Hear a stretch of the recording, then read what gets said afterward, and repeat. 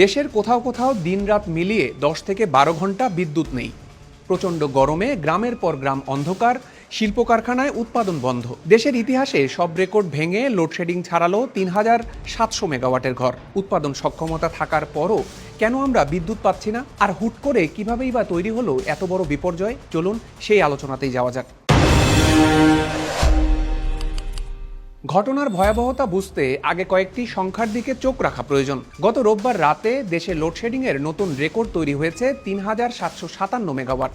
একই দিন বিকেল 3টায় সর্বোচ্চ লোডশেডিং ছিল 3671 মেগাওয়াট। অর্থাৎ মাত্র 10 ঘন্টার ব্যবধানে দুইবার রেকর্ড ভেঙেছে লোডশেডিং। ভয়াবহ তথ্য হলো, দেশের মোট 41টি বিদ্যুৎ কেন্দ্র জ্বালানি সংকট ও মেরামতের কারণে এখন পুরোপুরি বন্ধ।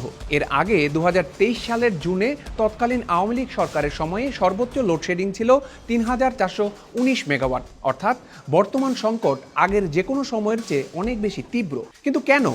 বিদ্যুৎ সংকটের প্রধান কারণ হলো গ্যাসের অভাব। আমাদের দেশে বিদ্যুৎ উৎপাদনের সবচেয়ে বড় উৎস এখনও গ্যাস।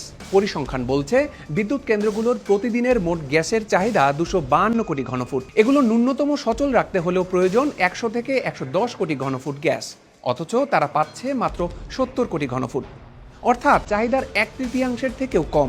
এক সময়ে যেখানে গ্যাস দিয়ে 5000 মেগাওয়াটের বেশি বিদ্যুৎ উৎপাদন হতো, এখন তা নেমে এসেছে 3500-এ। কেন্দ্র আছে, অবকাঠামো আছে, কিন্তু চালানোর মতো গ্যাস নেই। বিদ্যমান এই গ্যাস সংকট আরও তীব্র হয়ে ওঠে গত 21 জুলাইয়ের একটি দুর্ঘটনায়। কক্সবাজারের মহেশখালীতে এক্সিলারেট এনার্জির ভাসমান এলএনজি টার্মিনালটি ক্ষতিগ্রস্ত হয়। এর ফলে রাতারাতি দৈনিক 60 কোটি ঘনফুট গ্যাস সরবরাহ বন্ধ হয়ে যায়। পরবর্তীতে আংশিক মেরামত করে 25 কোটি ঘনফুট গ্যাস আনা গেলেও টার্মিনালটি এখনও পূর্ণ সক্ষমতায় ফিরতে পারেনি। পেট্রোবাংলা জানাচ্ছে, এটি পুরোপুরি সচল হতে আরও কয়েকদিন লাগবে। তবে